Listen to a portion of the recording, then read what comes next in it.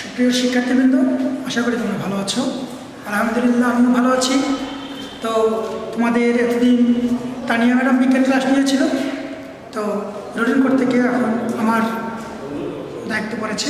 তো আমি তোমাদের আজকে এই সপ্তম শ্রেণীর বিজ্ঞান বিষয়ের পঞ্চম অধ্যায়ে রক্ত নিয়ে আলোচনা করব। তোমরা জানো যে রক্ত অত্যন্ত একটা গুরুত্বপূর্ণ বিষয়, যেটা মানব জীবনের জন্য এর তুলনা হয় না। তো এই রক্ত সম্পর্কে আমাদের ধারণা জানা থাকা দরকার। রক্ত প্রয়োজনীয়তা কী, গুরুত্ব কী, কী দিয়ে তৈরি, কীভাবে বিভিন্ন প্রকার অঙ্গ সংগঠন আমাদের কীভাবে সহায়তা করে চলাচল। তো যাই হোক, আজকে আমরা রক্ত নিয়ে আলোচনা করব। রক্ত নিয়ে আলোচনা করতে গেলে প্রথমত আমাদের বলতে হবে যে রক্ত সংবহন তন্ত্র। সংবহন তন্ত্র বহন বহন বলতে বোঝাচ্ছে যে পরিচালনা করে, তার মানে যার মাধ্যম দিয়ে রক্ত এক স্থান থেকে অন্য স্থানে যায় আবার ফিরে আসে, সেটি হচ্ছে রক্ত সংবহন তন্ত্র। তো রক্ত সংবহন তন্ত্র আলোচনা করতে গেলে তোমরা প্রাথমিকভাবে যতটুকু জানো কি আছে, বিভিন্ন প্রকার আমরা রগ বলি, কিন্তু আসলে বিজ্ঞানের ভাষায় রগগুলোকে বলা হয় শিরা অথবা ধমনী। দুটোর মধ্যে তফাৎ আছে, সেটা অবশ্য আমরা পরের অধ্যায়ে পরের আলোচনায় এটা আমরা আলোচনা করব। আজকে মূলত এই শিরা বা ধমনীর মধ্য দিয়ে এই যে পদার্থটা চলাচল করে, যেটাকে আমরা রক্ত বলি, সেই রক্তের বিভিন্ন উপাদান নিয়ে আমি আজকে আলোচনা করব। তোমরা দেখো, আমি লিখে রেখেছি রক্ত সংবহন তন্ত্র। কোথায় বললাম যে তন্ত্রের মধ্য দিয়ে রক্ত প্রবাহিত হয় তাকে রক্ত সংবহন তন্ত্র বলে। সেই রক্ত সংবহন তন্ত্রের সঙ্গে থাকবে হৃৎপিণ্ড, থাকবে ফুসফুস, থাকবে শিরা, থাকবে ধমনী, থাকবে কৌশিক জালিকা। এই বিষয়গুলো আমরা পরে আলোচনা করব। আজকে প্রথমত রক্ত বলতে আমরা বুঝি কোনো জায়গা যদি কেটে যায় সেখান থেকে একটা লাল পদার্থ বের হয়, যাকে আমরা সাধারণত বলি রক্ত। তোমরা জানো সাধারণত রক্তটা লাল, কিন্তু কেন? তোমরা অনেকেই অবশ্য বলতে পারবা যে রক্তে হিমোগ্লোবিন নামে একটা পদার্থ থাকে, যার কারণে রক্ত লাল দেখায়। আমরা আজকে এই বিষয়গুলি আলোচনা করব যে হিমোগ্লোবিন কোথায় থাকে, তারপর কীভাবে চলাফেরা করে ইত্যাদি ইত্যাদি। তো দেখো, রক্ত হচ্ছে, রক্ত সংখ্যাটা হলো এরকম যে ঈষৎ উষ্ণ ক্ষারীয় তরল পদার্থ, যা দেখতে লাল তাকে তরল পদার্থ। মানব দেহের মধ্যে ঈষৎ উষ্ণ ক্ষারীয় তরল পদার্থকে রক্ত বলে। এই রক্তের রং লাল। তো রক্ততে দুই ধরনের উপাদান থাকে, একটা হচ্ছে রক্তরস, একটা রক্ত কণিকা। রক্তকে যদি আমরা বিশ্লেষণ করি তাহলে দুই ধরনের পদার্থ পাবো, কিছু তরল পদার্থ আর কিছু ছোট ছোট কণিকা। তো এখানে আমরা রক্ত রস নিয়ে যদি আলোচনা করতে চাই, এখানে রক্তরস বলা হচ্ছে যে সাধারণত রক্তের মধ্যে 55% বা 55 ভাগ থাকে রক্তরস, আর বাকি 45 ভাগ থাকে রক্ত কণিকা। তো আমরা এখানে যেটা বলবো যে রক্তরস হচ্ছে কি, রক্তের মধ্যে যে তরল অংশটা থাকে তাকে আমরা রক্তরস বলবো। সেই রক্তরসের পরিমাণ, রক্তের মধ্যে রক্তরসের পরিমাণ হলো 55 ভাগ। আর কি, রক্তের মধ্যে আরও অন্যান্য অনেক উপাদান, রক্তরসের মধ্যে আমাদের শরীরের প্রয়োজনীয় অনেক উপাদান আছে, যে উপাদানগুলো ভাসমান বা ডুবন্ত অবস্থায় থাকে, যেটা শরীরের জন্য খুবই প্রয়োজনীয়।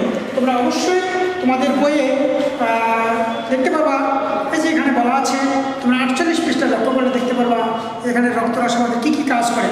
কি বলে সে, রক্তে দেহের বিভিন্ন অংশে অক্সিজেন, খাদ্যরস, হরমোন ইত্যাদি পরিবহন করে, এগুলো রক্তরস কাজ করে। তারপর রক্তরসে কার্বন ডাইঅক্সাইড থাকে, ইউরিয়া থাকে, ইউরিক অ্যাসিড ইত্যাদি ইত্যাদি, এই পদার্থগুলো রক্তরসের মধ্যে থাকে। তো যাই হোক, এটা হচ্ছে রক্তরস। আরেকটা জিনিস হলো, আমরা সাধারণত জানি যদি কোনো জায়গায় কেটে যায় কী হয়, কিছুক্ষণ রক্ত পড়ার পর তারপরই ওই জায়গার জন্য সবটা আবরণ করে রক্ত পড়াটা বন্ধ হয়ে যায়, বা একটু চিপে ধরলে কিছুক্ষণ পর রক্ত পড়াটা বন্ধ হয়। কেন? এর কারণ হচ্ছে এই রক্তরসের মধ্যে ফাইব্রিনোজেন নামে এক প্রকার পদার্থ থাকে, যেটা রক্তকে জমাট বাঁধতে সাহায্য করে, ফলে কেটে গেলেও কিছুক্ষণ পরে রক্ত পড়া বন্ধ হয়ে যায়। তো যাই হোক, এটা হচ্ছে রক্তরস। ভালো মনে রাখবা, রক্তের মধ্যে যে তরল অংশ থাকে তাকে রক্তরস বলে। এখন আসছে আমরা রক্ত কণিকা। এই যে রক্তকণিকার মধ্যে, রক্তকণিকা তাহলে কি আমরা বুঝতে পারলাম, যেহেতু রক্তের মধ্যে 55 ভাগ রক্তরস থাকে, বাকি 45 থেকে রক্ত কণিকা। কণিকা বলতে আমরা বুঝতেছি ছোট ছোট দানার মতো। তো যাই হোক, এটা একটা এক ধরনের আছে, এটা আমরা আস্তে আস্তে শিখব।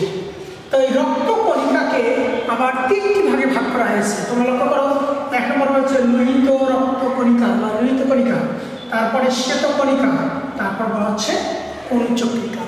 এই যে আমরা লোহিত রক্ত কণিকা, শ্বেত রক্ত কণিকা, অনুচক্রিকা। লোহিত বলতে লাল। তোমরা হয়তো বা বিভিন্ন সময় যখন রক্ত পরীক্ষা করতে যাও তখন দেখো আরবিসি, ডাব্লিউবিসি, এই জিনিসগুলো তোমরা বুঝতে পারো না কিন্তু এই আরবিসি বলতে রেড ব্লাড সেল, রেড আর আরবিসি। দেখো এই আরবিসি রেড ব্লাড সেল, লাল রক্ত কণিকা। আবার শ্বেত বলতে সাদা, সাদা বলতে সাদা জিনিস হচ্ছে হোয়াইট, সেটাকে আমরা বলি ডাব্লিউবিসি।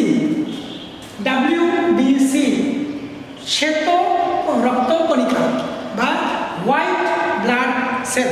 যাই হোক, এই জিনিসগুলো কম বেশি যে পরিমাণ থাকা দরকার তার চেয়ে কম থাকলেও আমরা বিভিন্ন প্রকার রোগের মধ্যে পড়ি, বেশি থাকলেও রোগের মধ্যে পড়ি।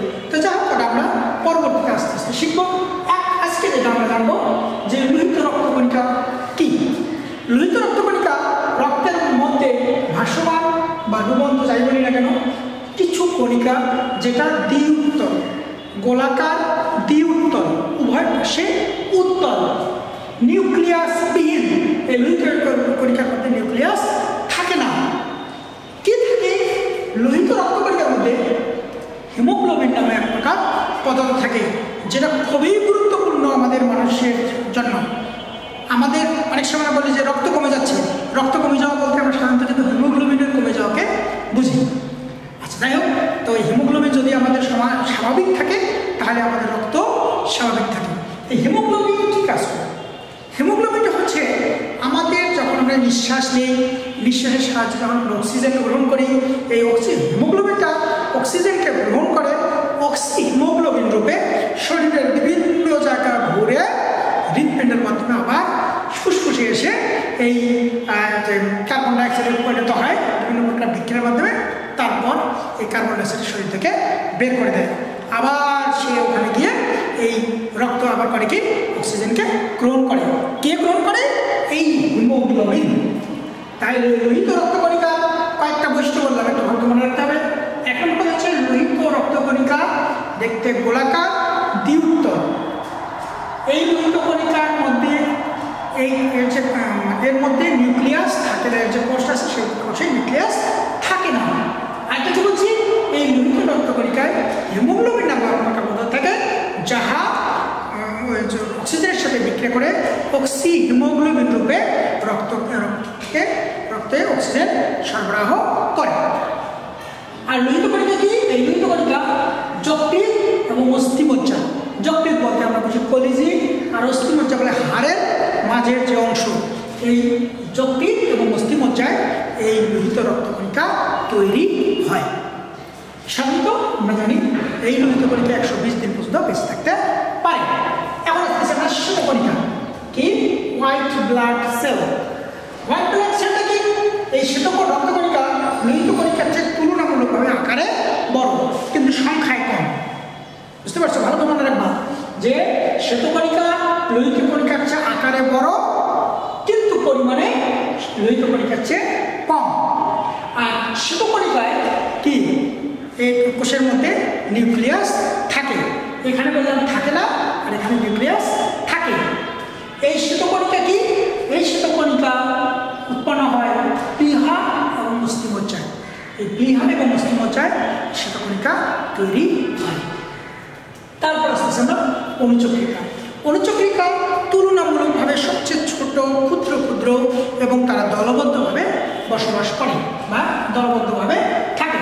এই অনুচক্রিকা কি কাজ? সবচেয়ে গুরুত্বপূর্ণ যেটা অনুচক্রিকার কাজ, এখানে আমরা দেখেছি যে ফাইব্রোনোজেন রক্তকে জমাট বাঁধতে সাহায্য করে, আবার কণিকার মধ্যে অনুচক্রিকাও রক্তকে জমাট বাঁধতে সাহায্য করে।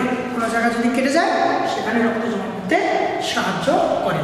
তো যাই হোক, সুপ্রিয় শিক্ষার্থীবৃন্দ, তোমরা মনোযোগ দিয়ে রক্তের এই রক্তরস, রক্তকণিকা, তারপর রক্ত সংবহনতন্ত্র এগুলো একটু পড়বা। আর একটা জিনিস ছোট্ট পড়া দিচ্ছি, সে পড়াটা বলছে রক্তের কাজ। রক্ত রক্ত এত গুরুত্বপূর্ণ জিনিস, আসলে রক্ত কি কি কাজ করে এটা কিন্তু আমাদের জানা খুব জরুরি। এটা সরাসরি আমরা যদি বইয়ের দিকে তাকাই তাহলে সুন্দরভাবে দেখতে পাবো। এখানে কয়েকটা স্পষ্ট পয়েন্ট আছে। তোমাদের 48 পৃষ্ঠায় আছে রক্তের কাজ, তোমরা একটু বইটা খুলে অবশ্যই দেখবা। তার মধ্যে এক নম্বর কথা আছে খাদ্য পরিবহন, অক্সিজেন পরিবহন, কার্বন ডাইঅক্সাইড পরিবহন এবং বজ্র পদার্থ নিষ্কাশন। এর মধ্যে খাদ্য পরিবহন বলতে যে আমরা খাবারটুকু খাই, খাবারের হজম হওয়ার পর সার অংশটুকু রক্ত কী করে নিয়ে শরীরের বিভিন্ন অংশে সরবরাহ করে। তারপরে হচ্ছে অক্সিজেন পরিবহন, আমরা যখন নিঃশ্বাস নেই ফুসফুসে যাওয়ার পর, আমি এখনই বললাম যে লোহিত রক্তকণিকার যে হিমোগ্লোবিন থাকে, এই হিমোগ্লোবিন অক্সিজেনকে নিয়ে অক্সি হিমোগ্লোবিন রূপে নিয়ে শরীরের সমস্ত অঙ্গে এই অক্সিজেনকে পরিবহন করে। তার মানে কি, অক্সিজেন কে পরিবহন করতেছে? রক্ত। তারপরে হচ্ছে কার্বন ডাইঅক্সাইড, আমাদের শরীরের বিভিন্ন জায়গায় শর্করা যে কার্বন আছে, এই কার্বনের সাথে অক্সিজেনের বিক্রিয়া ঘটে। বিক্রিয়া ঘটার ফলে কার্বন ডাইঅক্সাইড উৎপন্ন হয়। এই কার্বন ডাইঅক্সাইডকে রক্ত নিয়ে আবার ঘুরে ঘুরে ঘুরে ঘুরে ফুসফুসে চলে আসে।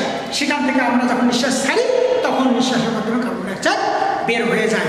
এই কার্বন ডাইঅক্সাইড বিভিন্ন জায়গা থেকে নিয়ে আসতেছে এই রক্ত। একটা হচ্ছে বজ্র পদার্থ নিষ্কাশন, আমাদের শরীরের সব জায়গায় বিভিন্ন ধরনের ক্রিয়া বিক্রিয়া হয়, সেখানে বিভিন্ন প্রকার বজ্র পদার্থ উৎপন্ন হয়। এই বজ্র পদার্থকে রক্ত সরবরাহ করে নিয়ে এসে আমাদের, তোমরা জানো যে কিডনি নামে আমাদের দুটো পদার্থ জিনিস আছে, অঙ্গাণু আছে, যার মাধ্যমে আমাদের অপ্রয়োজনীয় জিনিসগুলোকে বের করে দেয়। যাই হোক, তোমরা সকলে খুব ভালো থাকবা। যে আলোচনাটুকু করলাম, আলোচনাটা খুব ভালো দেখবা, শুনবা এবং পরের ক্লাসের জন্য প্রস্তুতি নেবা। ধন্যবাদ।